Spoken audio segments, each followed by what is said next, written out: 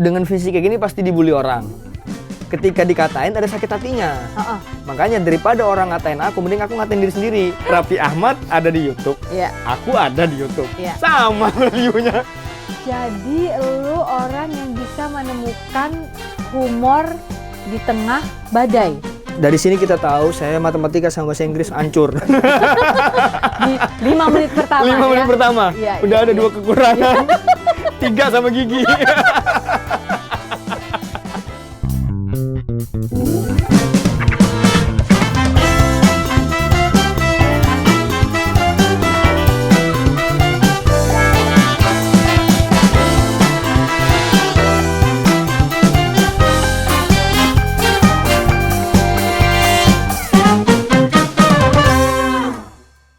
Kita jumpa lagi di Sofina Vitox, kali ini bersama Yono Bakri. Halo, terima kasih udah diajak ke sini. Terima kasih loh udah mau datang. Terima kasih saya udah diajak ini. Aku langsung bisa ketemu up close and personal ini. Waduh, namanya. apa artinya Biasanya gue cuma ngeliatnya di YouTube di layar begini ngeliat, oh ini nih yang pemenang Suci 10 kemarin. Suci 10 tuh tahun berapa ya? Kemarin ya? Apa 2021 kayaknya. Hah? 2021 ujung. Mulainya 2021. 22 kali. 22 kayaknya. Iya lupa aku. Karena 2021 kayaknya lagi pandemi ya? Gencar-gencarnya orang masih maskernya double loh waktu itu. Lu masih ngedarin obat. Ini masih sekarang itu. masih pakai masker. Ada yang masker coba muka. Dong. Masker muka yang tonggos tuh ada kan. Lu tuh bercandanya tuh emang sengaja di situ ya, personal brandingnya sengaja ya atau gimana? Nggak tahu, nggak sengaja, emang suka bercanda aja. Nggak bercanda kalau ini gue tonggosnya nih atau karena gini nih, kayaknya lu nggak zaman dulu kan dengan fisik kayak gini pasti dibully orang. Oke, lu ngalamin itu? Udah pasti. Oke. Di Indonesia apa sih yang nggak dibully? Iya benar sih. Orang ganteng aja dibully. Ngenyek ya Indonesia. Iya, memang apa ya, gaya persahabatannya, tanda akrab itu ya saling menghina dalam tanda kutip ya, bercandanya tuh emang kayak gitu. Nah kadang memang ketika dikatain ada sakit hatinya. Makanya daripada orang ngatain aku, mending aku ngatain diri sendiri. Oh, lu katain duluan. Iya, mending lucunya di aku. Daripada di orang yang lucu, mending aku yang lucu. Itu kalau bahasa Inggrisnya tuh coping mechanism. Cara lo bertahan hidup, mekanisme lo bertahan hidup gitu. Susah ya bahasa gue ya? Enggak. Kagak apa-apa ya? Baru semenit udah 2 istilah bahasa Inggris nih. Paham ya? Lu pakai buat itu dong, buat bikin apa tadi? Materi. Coping mechanism. Artinya mekanisme pertahanan diri lo. Bagaimana lo mekanisme lo menyamankan diri. Coping itu kan gimana gue menyamankan diri, dia I cope gitu. Oh iya, mungkin bisa jadi. Tapi itu tanpa sadar, nggak didesain, udah ya udah kayak gitu aja gitu. Dari umur berapa tuh lo sadar kalau lo udah dibully secara fisik? Secara fisik dari SMP. Oke. SD udah ngerasain. Jadi waktu SD tuh lu belum cerita udah ketawa. Nggak pernah ngaca gitu. Terus kita kan kalau ini ngerasa ganteng ya. Kalau kita ngaca dong, kayaknya cakep nih angle ini gitu. Asal mingkem. Aku udah ngomong ke orang tua aku gitu, aku nih ganteng mak, asal mingkem gue gitu. Kalau gini udah nggak, lumayan. Terus, udah itu cerita SD-nya? Iya. Oh ya oke. Nah, terus SMP baru udah bisa mikir kan, itu udah ada opini SMP walaupun kita nggak sadar. Udah naksir orang juga kali ya? Iya, udah naksir orang juga, iya. Terus udah mulai kata-kataan gitu-gitu. Udah di situ dari SMP yang suka bercandanya. Terus oh ternyata lucu ya kalau orang ngatain aku ya gitu. Terus aku coba gimana kalau lucunya keluar dari aku deh gitu. Jadi aku ngatain sendiri. Kamu tuh anak keberapa sih Yono? Anak kedua. Dari 4 saudara. Oh, anak kedua. Kakak, abang apa? Abang, adik cowok sama terakhir adik cewek. Berarti dulu waktu lo pertama kali ngerasa dibully, lalu ada rasa sakit terbit di hati gitu ya, lo ngadu nggak ke mak lo? Enggak, karena kan didikan orang tua kalau pulang nangis kita yang dihajar. Itu jadi lo nggak berani kan? Nggak berani. Kalau pulang nangis besok nggak usah main lagi gitu. Oke, terus lo gimana? Nah itu tadi copingnya tuh gimana tuh, menghadapinya, menjalaninya. Ya udah. Kan lo anak umur segitu. Dan ya udah, apapun yang terjadi di luar ya orang rumah nggak boleh tahu. Mau berantem, mau nangis, mau apa ya nangisin dulu di jalan. Sendiri, pulang udah seger gitu. Oh gitu. Itu nyampe sekarang. Lu bisa ini nih, Nah ini gua ada kata-kata Ada apa canggih lagi nih. Mekanisme, nah tuh Coping itu satu. Mekanisme Coping. Terus shake it off. shake it out. Iya, tau kan lagunya Iya. gitu kan? Shake it off, shake it off. Iya, lu tuh punya kemampuan shake it off yang tinggi. Kan tadi lu bilang, sakit hati nih. Iya. Lu nangis di jalan. Seger lagi. Iya, Kan iya. gitu, terus udah seger lagi. Nggak semua orang loh punya anugerah itu. Oh iya. Iya. Cari shake it off itu secara definisi what? Shake, goyang, it off. Kalau ada laler terus Iyalah, masa gitu? Iya. Ada laler nih, sakit apa bahasa Inggrisnya, masa gitu? Iya, shake it off gitu. tanggalkan saja. Apa? Hilangkan, tanggalkan saja. Oh, iya. Kalau secara harfiah, ya pokoknya sesuai kata-katanya itu shake it off, tanggalkan saja, bener. Lepasin aja gitu. Nah, nggak semua orang menurut gue bisa kayak lu. Karena ada fase dimana misalnya lagi sedih atau kan manusia pasti ketawa, sedih gitu kan. Dua hal ini pasti ada terjadi di manusia kan. Kayak aku bisa nyeting gitu. Nyeting? Heeh. Gimana tuh? Pengen nangis deh. Hah? Pengen nangis deh gitu. Nangis? Oke. Jadi misalnya pengen nangis gitu, liatin foto orang tua, nangis. Habis itu udah gitu kemana-mana nanti kan. Pikirannya ya ke masa lalu, ke kesalahan yang pernah aku lakuin apa, ingat semua, nangis. Kayak keingetan mukulin adek, itu ngerasa bersalah, nangis. Habis itu udah ketawa-tawa lagi di luar gitu. Bisa gitu ya? Bisa gitu. Gampang nangis aku sebenarnya. Nah, itu maksudnya. Lu nangis itu berarti lu berkomunikasi sama diri lu sendiri? Kadang-kadang. Tapi butuh trigger. Apa misalnya? Abis dikatain dulu baru? Enggak. Kalau dikatain udah kebal aku. Kebal? Kebal. Oke. Malah aku minta kalau sekarang. Masa? Katain gue dong. Di Instagram tuh saya sering posting foto gitu. 2 diksi lucu, waktu dan tempat dipersilahkan. Itu ada ribuan orang gitu yang Dan ngatain. lu nggak apa-apa? Nggak apa-apa. Lu baca? Baca. Lu yakin lu nggak apa-apa? Nggak apa-apa. Gue nanya dulu nih, lu yakin lu nggak apa-apa? Beneran nggak apa-apa. Dan aku bisa terhibur sama komenan-komenan orang itu. Lucu banget kadang-kadang. Yang aku paling nggak kuat nih, aku posting foto, terus orang komen, Yono Bakri menurut para ulama. Maksudnya kan nggak ada konteksnya, tapi kok lucu banget ya gitu. Oh, jadi lu orang yang bisa menemukan humor di tengah badai. Iya, karena itu Kak, misalnya, jadi tidak ada yang bisa membuat aku sakit hati dari dikatain orang lain atau opini orang lain tentang aku. Karena aku ngebuka. Sejak umur berapa kamu memutuskan kalau mulai sekarang orang kalau ngatain gue nggak akan sakit hati lagi? Semenjak kenal stand up.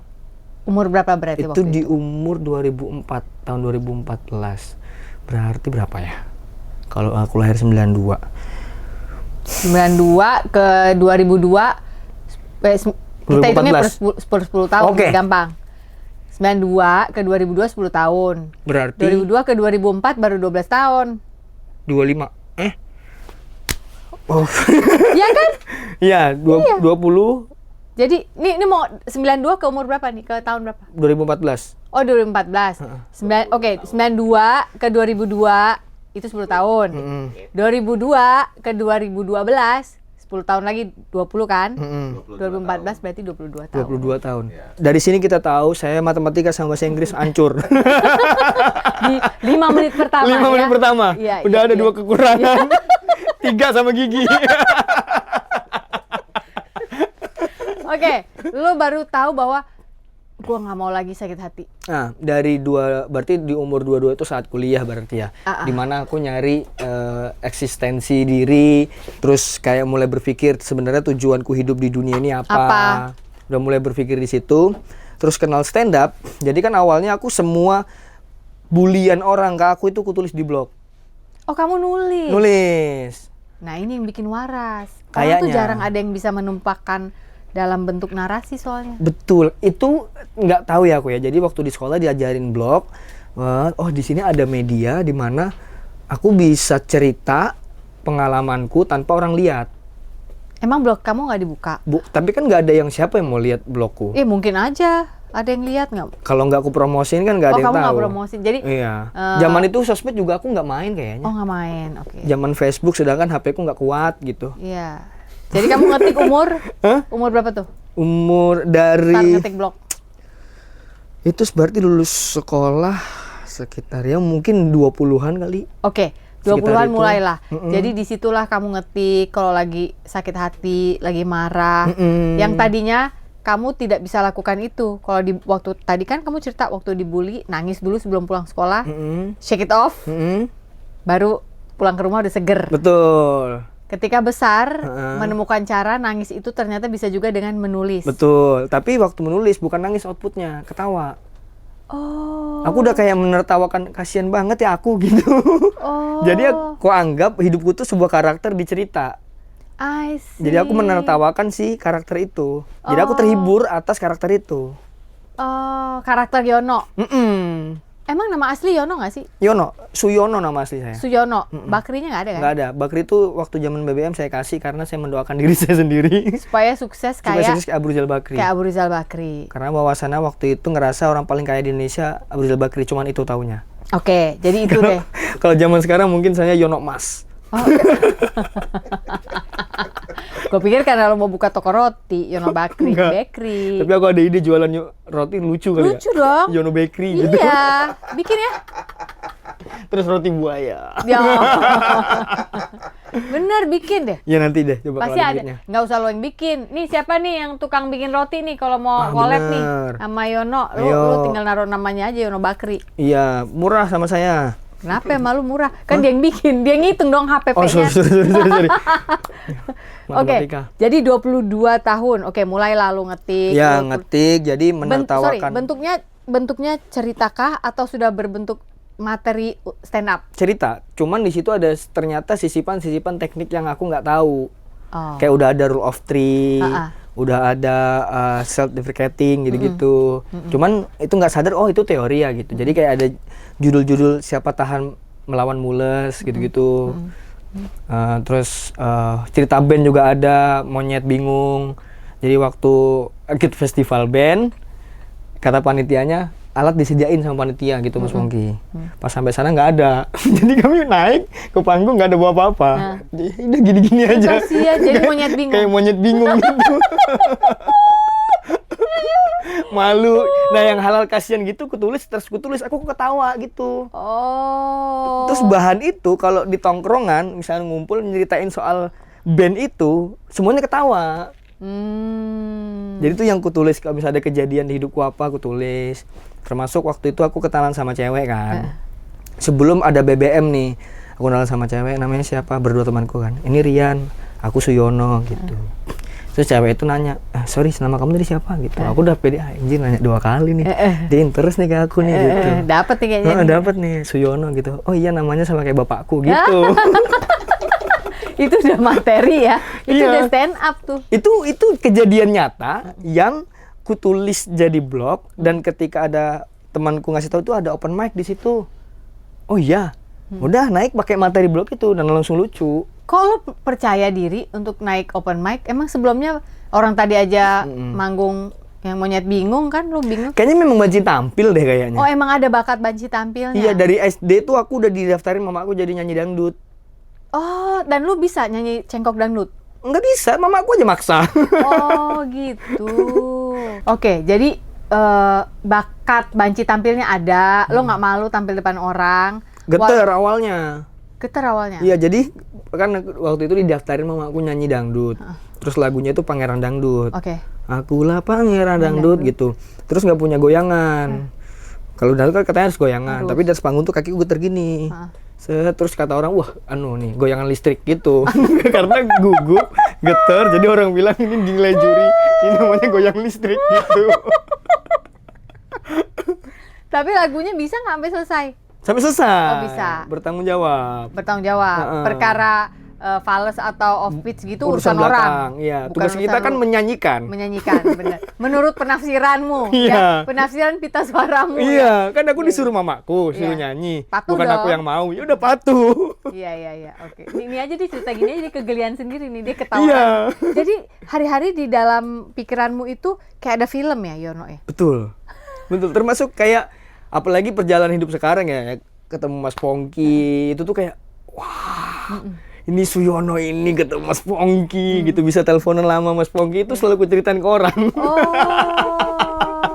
Selalu pamer aku. Jadi selalu punya POV. Yono Bakri selalu punya POV. Suyono sedang menelpon Pongki Barata Iya. gitu ya. Suyono sedang naik panggung. Iya. Kasihan di hari ini dia kena bom, gak lucu gitu ya. Betul. Jadi misalnya telepon sama Pongki nih, set dia lagi teleponan gitu si Yono gitu. Terus ada ngeliat dari atas gitu, keinget di seberang sana dulu kamu begini loh gitu. Jadi lucu. Iya. Jadi lucu banget di kepalaku sendiri. Ini namanya coping mechanism itu. Coping Coping mechanism. Gue bukan psikolog ya, tapi gue nggak tahu nih kalau ada teman-teman yang psikolog, tolong komen di bawah. Karena aku membacanya dia coping mechanism. Apakah ini memang ada di dalam dunia psikologi gitu ya. Jadi lu mulai nulis, oke, itu coping mechanism lu di umur 20-an sehingga lu udah bisa tarik diri lu keluar dari keadaan, lu bisa lihat dari Atas ya. platform yang lebih tinggi dan hahaha kok lucu gitu ya. Lalu tertarik sama dunia stand up, ikutanlah Suci 10. Ya, panjang tuh perjalanannya 2014, latihan terus selama beberapa tahun sampai ada kesempatannya kemarin di Suci 10. Iya. Jadi waktu bikin materi segala macam secara lu tinggal di Samarinda, emang waktu itu udah ada komunitas? Ada. Komunitas Stand Up Samarinda itu salah satu komunitas tertua di Indonesia. Ketiga, Masa? iya. Tahun 2011 bulan Agustus tuh udah ada. Siapa itu Foundernya tetua-tetuanya di sana? Setiawan Yogi. Itu termasuk yang baru juara kemarin, itu salah satu komik yang dari 2011 Agustus sudah stand up. Yang kemarin juara. Rizky ini. Rizky. Oh. Itu salah satu founder lah bisa dikatakan. Masa? Iya. Tapi dia malah setelah kamu ya, kamu kan 10, dia 11. Iya, dia berapa 11 tahun berarti ya? Kalau 2014 2011 dari 2011. 2011. 13 tahun. Iya. Dia stand up baru dapat kemarin kesempatannya. Wow. Gila, itu waktu di final orang nangis semua rata-rata sama materinya. Iya. Iya. 13 Tapi berarti tahun. kamu udah kenal kan? Waktu dulu kamu Udah. persiapan udah ada dia. Udah, jadi waktu aku masuk tahun 2014, dia udah 3 tahun apa 4 tahun di situ. Mencoba. Dan dia ngajarin aku. Tapi dia nggak tembus. Dia ya mungkin belum Pada rezekinya saat ya. itu, pada Iya, saat itu. jadi ketika aku duluan ke Jakarta terus aku dapat jalannya, dia aku ajak ke Jakarta. Oh. Ayo ke Jakarta biar dapat kesempatannya gitu. Oh gitu. Di dunia stand up itu nggak ada senior junior kayaknya ya? Ada. Kental banget. Tapi kan itu seniormu kalau di komunitas. Iya Itu memang. sudah jadi kamu yang bawa. Dan ya Biasanya kan kita bawa adik. Adik. Iya. Ini kan yang dibawa abang. Ya tergantung kebutuhannya. Dan banyak senior yang sekarang ikut juniornya misalnya kerja jadi penulis gitu. Kan jadi fair kalau di stand up. Maksudnya kalau misalnya ngerasa, oh awalnya kan stand up tuh depan layar semua ya. Tapi kan ternyata tubuh orang itu ternyata ada part-part sendiri gitu. Mau dicoba tuh ternyata nggak cocok depan layar. Tapi skillnya ada, jadi banyak di belakang layar. Dan menyokong juniornya gitu. Kayak Kiki Saputri, itu tim penulisnya ada beberapa komika senior. Oh iya?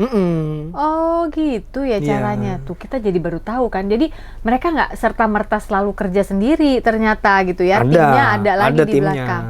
Tapi yang ngajarin nulis stand up pertama kali itu siapa? Kan stand up tuh guys materinya harus ditulis ya. Nggak kita asal ngadabrul kalau kata orang Sunda gitu. Nggak gitu ya Ditulis, kan. ya. Harus dikonsepin, punchline-nya apa, premisnya dulu apa Betul. gitu kan ya. Itu siapa yang ngajarin pertama kali? Dari awal-awal sih waktu itu taunya dari Bang Radit ya. Pokoknya founder-founder ini nih Bang Radit, Eros Prakasa, Panji, Rian Adriandi, Isman. Nggak taunya gimana, lu nonton di online ada kelasnya? Jadi Dari Samarinda. waktu itu setelah itu tuh ada Ramon Papana itu bikin buku Kitab Suci, itu salah satu referensi juga. Terus ada buku yang dikasih sama Ko Ernest, Greg Dean, terus ada. Jadi memang dari pergerakan abang-abangan ini kadang-kadang bikin event namanya Sun Stand Up Night.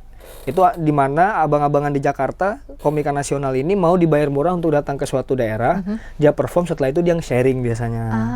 Nah ini ternyata komunitas mereka itu tight banget. Kalau menurut aku loh, Iya. sebagai orang yang memperhatikan komunitas musisi lah, katakan ya kan suamiku musisi. Komunitas di duniaku sendiri nih, TV presenter dan MC nggak kayak gitu tightnya, kayak masing-masing. Makanya kan aku kan kenapa ngajak Rizky untuk Jakarta, karena aku digituin sama abang-abangan. Aku diajak ke Jakarta sama Erwin, Ardit, dan ditolongin banyak orang kan di situ sama Bang Ajis. Semua founder nolongin, dikasih kesempatan. Sama abang-abangan rata-rata tuh pasti kalau ngelihat ada komika yang punya potensi pasti ditolong, dikasih tempat, dikasih tahu ke semua orang gitu. Iya. Terus ada masanya, kalau kamu mau balas budi, jangan balas budi ke aku, Yon. Ke bawah? Iya, kamu balas budi, tolong siapa yang bisa ditolong gitu. Iya. Makanya sedegenerasinya tuh ada terus karena yang ini udah nggak perlu, udah bisa Dia udah cari jalan lagi. Ya. ke bawah, kayak MLM deh ya. Kayak MLM. Lu bantu ke bawah kan? Cuman yang atas nggak dapat apa-apa. Iya, nggak dapet bos. Gua ngasih tahu aja nih sekarang Apos nih. Gua nggak dapet, dapetnya ke bawah. Ke bawah. Oh iya. Kalau mau iya, balas budinya iya. gitu katanya. Ini ada bahasa Inggris lagi nih gue nih. Apa itu? Pay it forward. Pay it forward. Lo bayar di depan dulu. Perkara lo dapat apa enggak lo nggak tahu kan? Tadi abang-abangan lo bantuin. Emang dia tahu dia bakal dapat apa dari lo kan? Enggak. Iya. Yang penting dia bayar. Iya. Ada jasa gitu yang dia Betul. berikan, servis waktunya, ilmunya gitu. Terus dia ngasih tahu lo nggak usah ke atas, lo cari lagi di bawah siapa Iya. yang bisa dibantu gitu. Betul, makanya regenerasinya tuh ada terus. Yang punya, ibaratnya kalau kami nyebut tuh pendekar. Kenapa tuh? Ada singkatannya? Enggak, bukan. Gue udah nunggu nih. Bukan, kayak zaman dulu kan daerah ini pendekar masing-masing kan. Kita lihat Solo siapa pendekarnya gitu. Oh itu istilahnya.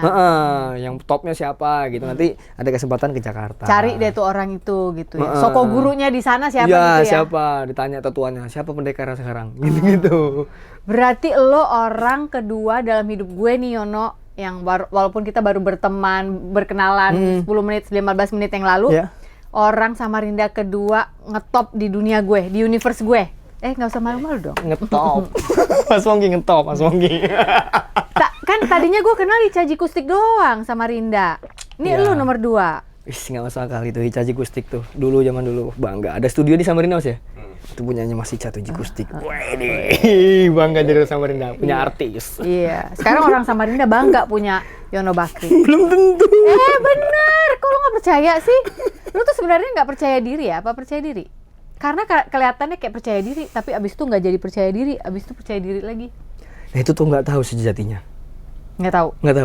Oke, Aku gini. kategorinya yang mana ya? Coba ya kita urai-urai ya.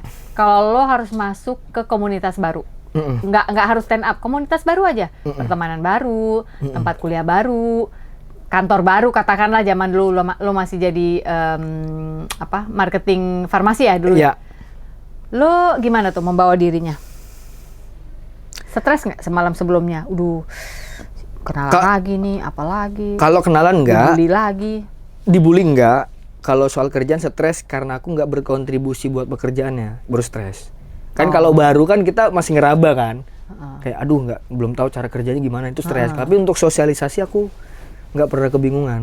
Jadi lo masuk cuek aja, halo Yono. Iya, seperti ini, halo Yono gitu, saya baru di sini. Udah sisanya ya langsung jahil, langsung bercanda. Pada suatu siang setelah sebuah serangan kecemasan terjadi kembali pada saya digerakkan untuk kembali ke rumah ayah, meminta maaf atas semua kesalahan saya. Saat itu, saya menangis sebagai anak kecil yang tidak bisa ditenangkan. Saya tidak percaya bahwa kepala saya sedang dielus orang yang selama ini saya rindukan. Miracles do happen. Ternyata manusia dapat berfungsi di dalam masyarakat seakan-akan nothing is wrong, tetapi tidak akan bisa bertahan lama. Pertahanan hancur juga lambat laun. Overthinking at its best is happening day after day. Padahal jangan lupa bahwa the truth is, Dia begitu sayangnya kepada kita ciptaannya. Oleh sebab itu, kita memang butuh Tuhan sebagai tempat untuk meminta ampun. Bertobat dalam artian percaya bahwa kita sudah Dia ampuni. Selamat mencerna pelan-pelan teman. I hope that you'll always remember that you are loved. You are not a problem. Buku ini sudah bisa didapatkan di toko buku Gramedia atau toko-toko buku besar lainnya ataupun secara online. Get a copy of my book today. Jangan di-overthinkingin. See you around guys. Udah sisanya ya langsung jahil, langsung bercanda. Enggak. Oh, diam dulu manis. Ya sesuai, kalau satu frekuensi baru bercanda, kalau enggak ya enggak gitu. Nah itu berarti kan lu bisa membawa diri, itu loh maksud gua. Oh iya. Bisa membawa, cara lo untuk masuk ke lingkungan baru, lu membawa diri dulu, lu baca. Oh ini bisa nih, baru pecah gitu. Iya. Kalau enggak gitu kan. Kalau enggak ya enggak gitu. Atau dicoba, misalnya aku pengen bercanda nih, ternyata dia enggak suka. Terus dia marah dong. Oh berarti batas sampai sini, next time jangan lagi gitu. Oh lo ngerti. Iya. Nih, baru lagi nih. Apa nih? Ntar saya hafalin dulu. Oh iya. Coping mechanism. Shake it off. Terus yang ketiga tadi apa? Yang ketiga tadi pay it forward. Pay it forward. Keempat adalah apa tadi ya? sorry. Kepotong. Ini gara lu masuk, healthy boundaries. Lu sangat mengerti batasan sehat. Ada lo orang, gua kan lucu. Lu bercandain, orang yang nggak suka malah tambah-tambah, bukannya back off, lu nggak mundur gitu. Iya. Lu orang yang ngerti healthy boundaries. Oh, kayaknya tuh aku tuh salah satu orang yang menuhankan kesenangan. Menuhankan kesenangan gimana tuh? Jadi aku hidup nih kayaknya cuma untuk cari senang. Misalnya aku sama kakak, kita bercandanya nyambung nggak? Itu kan tujuannya pengen senang. Kalau misalnya nggak nyambung, bercandanya aku kan cari orang, aku nggak akan nyakitin kamu. Oh, aku pengen senang, kamu nggak suka aku cari? Iya, aku cari kesenanganku gitu. di lain deh. Oh. Aku minta maaf ya atas yang tadi ya. Iya. Jadi yang lain. Nah, termasuk yang pede sama nggak pede tadi. Aku tuh ngerasa nggak tahu nih, aku percaya diri apa nggak. Yang penting aku suka ngejalanin ini. Oh, yang penting kalau seneng jalan terus bodo amat. Iya, bodo Pede amat. nggak pede nggak dipikirin. Iya, kayak bikin lagu. Aku tahu suara aku jelek, tapi aku seneng ya udah gitu. Nah itu juga waktu sebelum stand up lu udah mulai bikin lagu? Oh, di kampung mah jeng-jeng. Iya, tapi direkam nggak? Enggak. Di kaset misalnya? Enggak, di handphone? Enggak. Jadi ngerekam baru-baru ini setelah jadi Seketika Juara punya. Suci ini? Iya. Kenapa kepikiran untuk akhirnya direkam?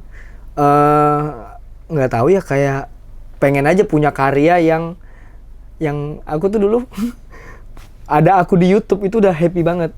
Aku bisa upload diriku di YouTube. Zaman dulu kan wawasan nggak tahu nih. Itu aku ngerasa artis. Oh, Pak, biar kata yang viewsnya cuma 5. Walaupun cuma aku yang nonton. 5 tuh lu semuanya ya? Bayangannya nih, Raffi Ahmad ada di YouTube. Iya. Aku ada di YouTube. Iya. Sama view-nya. Oh, Zaman dulu pikiranku gitu. Sesimpel itu.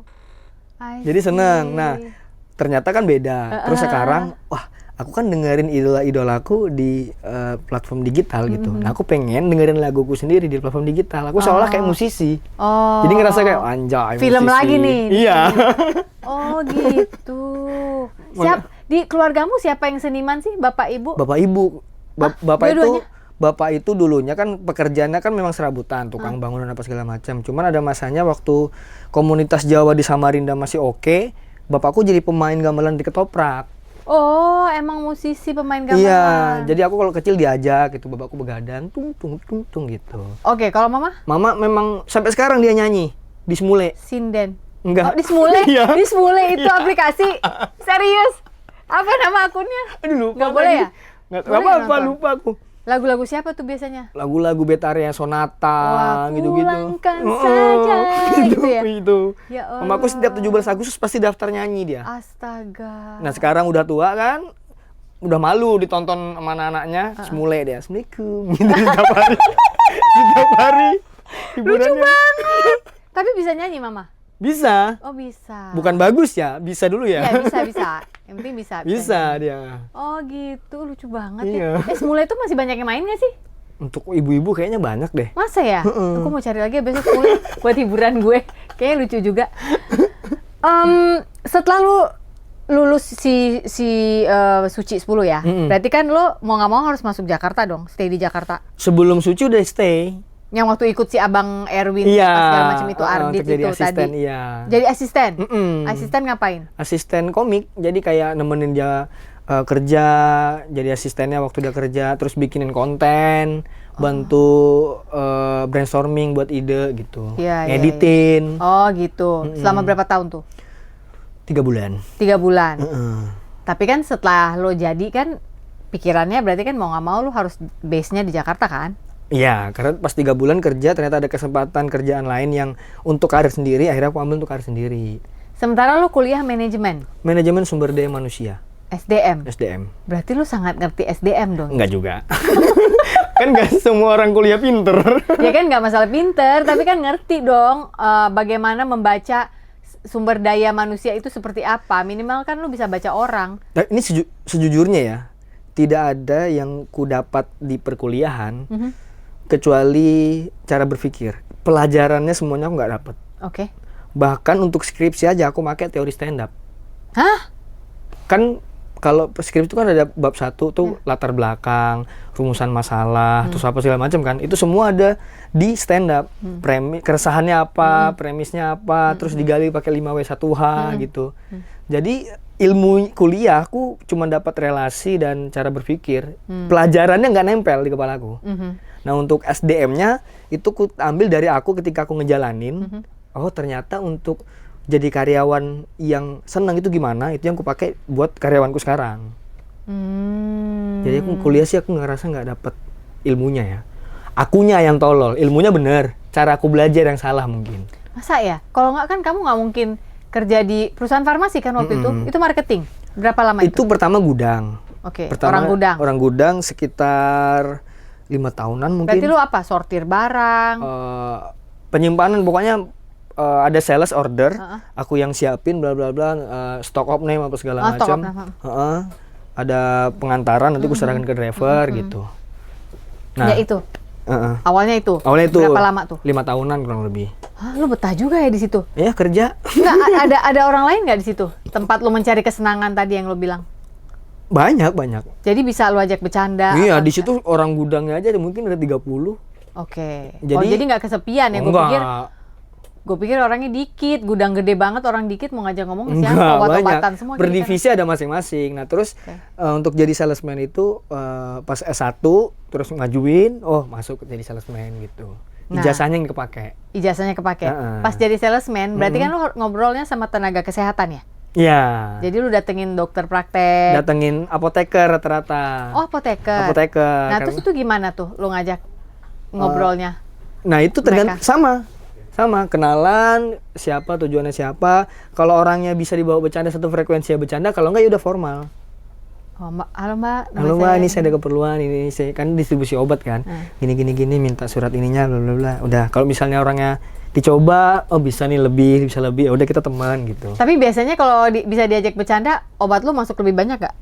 Enggak juga. Enggak, kali-kali kan, lucu nih Mas, oke saya pesen 2 slop gitu, enggak ya? Enggak juga. Oh, enggak juga. ngaruh. Ya, kalau aku sih lebih tidak pernah menggunakan kelucuan untuk kepentingan pribadiku. Aku selalu menganggap orang itu teman. Iya. Jadi ya udah kita temen nih. Kalau misalnya memang nggak harus menguntungkan loh temen ini gitu, tapi kita enak ngobrol, bisa bercanda bareng, bisa makan bareng, udah cukup. Iya, nyaman. Kalau misalnya nggak pakai temanku nggak pakai barang, aku juga nggak apa-apa. Nggak apa-apa. Jadi tujuannya bercanda itu bukan untuk keuntunganku, untuk pekerjaanku, untuk pribadiku sebagai manusia aja gitu. Menurutmu kamu termasuk orang setia kawan? Kayaknya iya. Iya. Teman itu harus dipelihara gitu ya? Gue mau nanya ini soalnya. Gue nonton yang lu ngomong sama Cing Abdel. Lu ada di satu kos-kosan tuh waktu itu. Sama Nope, sama siapa lagi tuh? Geng. Mas Arif Alpiansa, Indra Primawan, Yudakan, terus Rika, terus Cenda, terus Rin Hermana, banyak lah komik-komik itu. Satu rumah tuh ya ceritanya. Satu kos. Terus udah gitu ditanya, itu gimana tuh di kos-kosan? Pokoknya kita nggak bakalan lu ngomong gue nggak bakalan pindah deh, kecuali ada harmonisasi yang sudah tidak seperti dulu. Iya. Mungkin ada yang pindah kerja atau ada yang nggak cocok atau apa, gue nggak tahu lah ya keadaannya apa. Sekarang masih di kosan itu? Udah pindah. Nah, itu kenapa tuh ceritanya? Dari yang dulu di Cing Abdel ke sekarang, what happened di situ? Cost the rate ya The Raid. namanya. Karena memang penampakannya kayak tempat syuting The Raid. Orang Nope berak, plafonnya jatuh. Astaga Tuhan. Kenapa bisa gitu? Bayangkan, di mana ada kos yang lantai 1 nggak banjir, lantai 2 banjir. Dari tadi lu tuh ngomong menurut gua kalau kata netizen daging nih, daging. Enggak. Orang Lu nggak nggak punya berasa daging. Begini dana dagingnya. Iya mungkin. Lu bisa mengurai. Mungkin. Lu kayak bakteri pengurai.